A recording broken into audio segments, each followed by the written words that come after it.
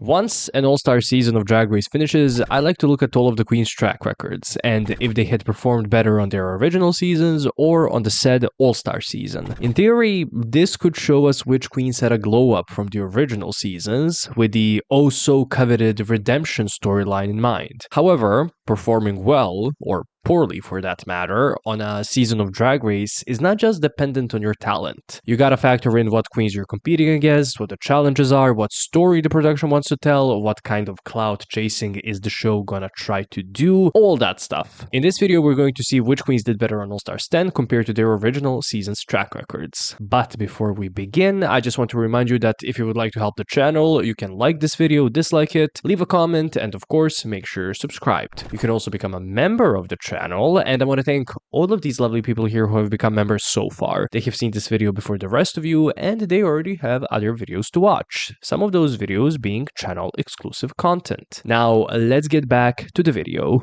My ranking of the cast, based on the track records video, is kind of a mandatory viewing for this one. In short though, All Stars 10 is divided into two formats. The first one affects the bracket portion and the finale, and the second one affects episodes 10 and 11. The final score for the queens we get by calculating the percentage of the maximum amount of points they earned in those two sections. We add the values together and divide by 2. This is the ranking of the season's cast based on the track record. We can immediately say who did better where for a lot of the queens in the cast. Ginger currently holds the record for the best track record of any Drag Race franchise, having earned 90.83 recurring percent of the maximum score on this season, which is very impressive, especially considering that she was the strongest competitor on season 7 and on All-Star 6. Jorgeous did not do that well on season 14, and due to the format of All-Stars 9, most of the queens on there earned around 50% of the maximum amount of points, so Jorgeous' 73.3 recurring percent on All-Stars 10 is clearly her strongest track record. Irene was the first eliminated queen of season 15, so she of course did better on All Stars. Pretty much any queen that did not advance into the top 9 did better in their original season. I would have some doubts about Phoenix and Alyssa, since they were early outs on season 3 and season 14 respectively, but given that they did not earn any points on All Stars 10, they did better originally. I'm only questioning Nicole Paige Brooks' track record, since she did get one high placement on All Stars 10. Is that enough to beat her track record from season 2? Maybe, we'll check. I also wanna throw Mistress in here. As the second eliminated queen after the merge who lip-synced for her life in the first episode of the merge, she does have a very low score on All Stars 10, and we know already that she did better on her original season, season 15.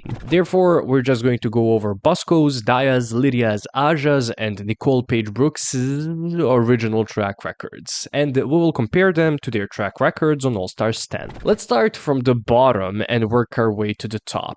So, Nicole Paige Brooks on season 2 competed in only 2 episodes. In the first episode, she was safe. Oh yeah, this is the point system for the regular seasons. And then in the second episode, she was eliminated. She earned 3 points on season 2, which was a season with 9 competitive episodes. The formula we use is as follows: score divided by amount of competitive episodes times 5, because 5 is the maximum earned in this point system, excluding mini challenge wins, because those are just like a little boost to the score, and then times 100 to get the percentage. So for Nicole Paige Brooks, originally she had earned 6.6 recurring percent of the maximum. On All Stars 10, she had an equally bad track record of 1 safe placement, then 1 high placement for the roast, and again a safe placement. She did not advance into the top 9, nor was she brought back for the finale, so she did not earn any points past episode 3, ending the season with 4.16 recurring percent of the points. Therefore, technically, Nicole did better on season 2. Next up is Aja. She has such an interesting track record on all 3 of her seasons, since in each of them, her placements are dominated by safe or low placements, with 1 or maybe 2 above safe placements. On season 9, as the social media queen who can't really hang with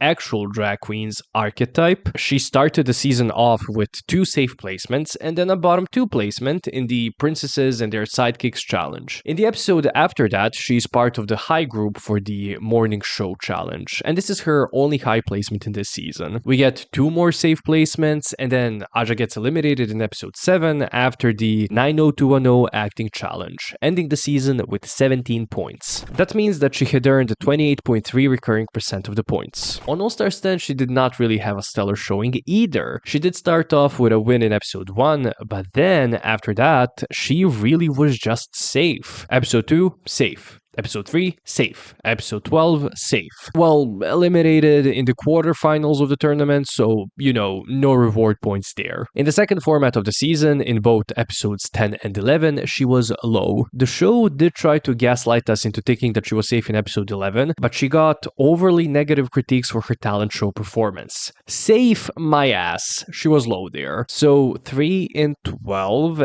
and 4 in 10, Aja ends All Stars 10 with a 32.5% score, beating her track record from season 9. And even though this is not the point of the video, Aja did earn 31.428571 recurring percent of the points on All Stars 3, so her showing on All Stars 10 is her strongest showing so far, even though it sure does not feel that way. Next up is Lydia. On season 17, she served as that Aja special, safe and bottom 2 mostly, with 1 above safe place.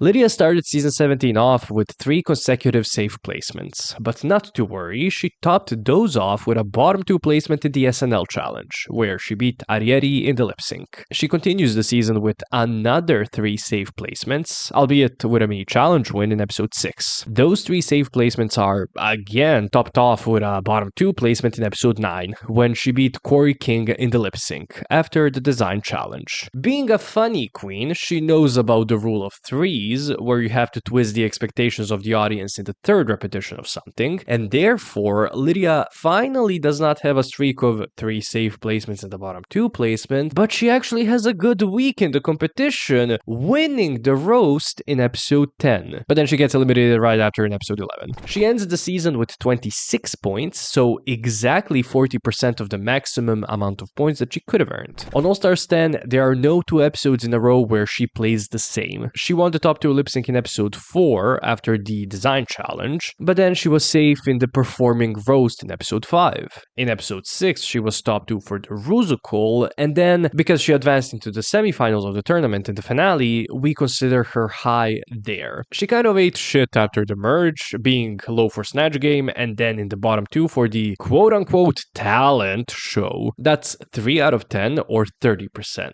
So 50 plus 30 divided by 2. Yeah. Lydia ended the season with 40% of the maximum amount of points she could have earned. Technically, we could say that she did the same on both seasons, which, kind of makes sense. There was less than a year between her filming season 17 and All Stars 10. She didn't have time to grow or, even deteriorate. We could end her segment here and say that she did the same both times. But since her score is helped by a mini challenge win on season 17, she did do slightly better on All Stars 10. So there was some glow up between the seasons for Lydia. I wasn't sure about Daya Betty, since she did fine on both this season and season 14. Although she did get eliminated on season 14. Literally, she started the season off being eliminated. However, she is brought back once all the queens are together, and in order to amaze the judges, she spends the next 4 episodes being safe. She gets her first shining moment in episode 7 in the farting acting challenge, where she actually ends up being in the top 2 with Lady Camden. Since this is a very rare format change for regular seasons, we simply adapted the original point system in the original format and gave Camden and Daya a mini boost with 1 point, which would equal to a mini challenge win, just to indicate that they're above the other high queens. However, Daya actually gets a win in episode 8, interestingly enough for the 60s girl groups challenge. She doesn't continue this streak of high placements in episode 9 with the Dracon panel episode, landing low. She's then, of course, in the bottom 7 for Snatch Game, and all 7 of those queens get 1 point for this episode since, they were in the bottom 7, up for elimination. Daya is able to redeem herself with a high placement in episode 12's Mulan Ru Rusical, but she does not follow this high placement with a win. Rather, we get her in another bottom 3 placement in episode 13, after the Roast of Ross Matthews challenge. However, she does get a mini challenge win in this episode, helping her score a tiny little bit. She ends the season with a high placement in episode 14 and 35 points altogether. Season 14 was technically a 12 competitive episode season, so Daya earned 58.3 recurring percent of the maximum score that she could have earned. On All-Stars 10, she never really had low placements, partially because 4 out of 6 episodes that she competed in did not have low placements.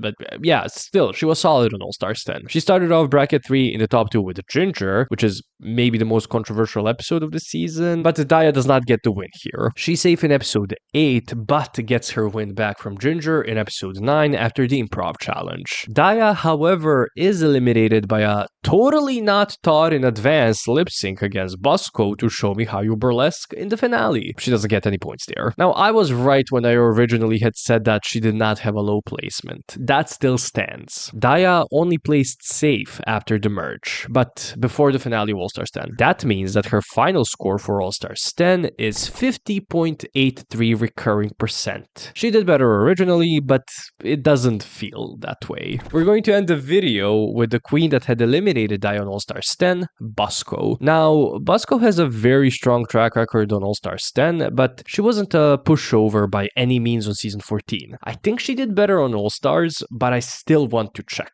Bosco started season 14 off with a high placement in Group 1's big opening, but following the premiere, she had 2 safe placements. She gets her first of the 3 wins in the season in episode 5's PSA parody challenge, but again, after a high placement, she takes a break with a safe placement in episode 6. Not to break her own tradition, she places high for the farting acting challenge in episode 7, which means that in episode 8 she's going to be safe yet again, but this time with a mini challenge win. She follows this safe placement, yeah, now say it with me, with a maxi challenge win in the Dracon Panels challenge, the one that Daya was low in. Bosco is in the bottom 7 for Snatch Game, and for what it's worth, she had lost 2 lip syncs in this episode. She then loses another lip sync in episode 12. In episode 10, she did get a mini challenge window, so that's a minimal push to her track record, and in episode 12, she was saved by the production. By the chocolate bar, totally fair chocolate bar twist, which is why she was not eliminated. In episode 13, Bosco wins the roast and has a mini challenge win, helping her score by quite a lot.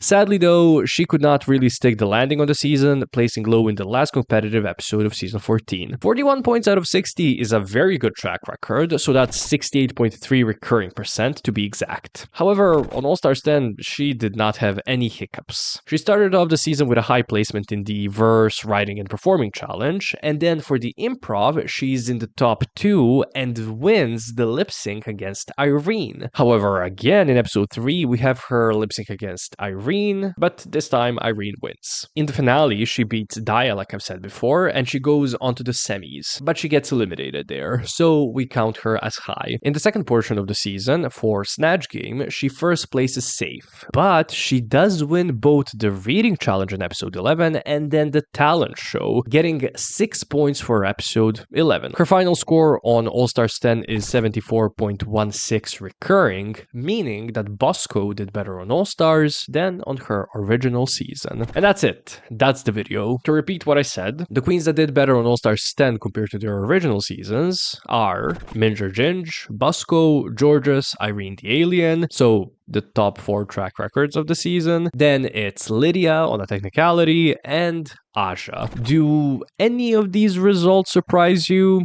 I don't know. Me, not so much. Maybe Lydia. Tell me in the comments, and thank you for watching.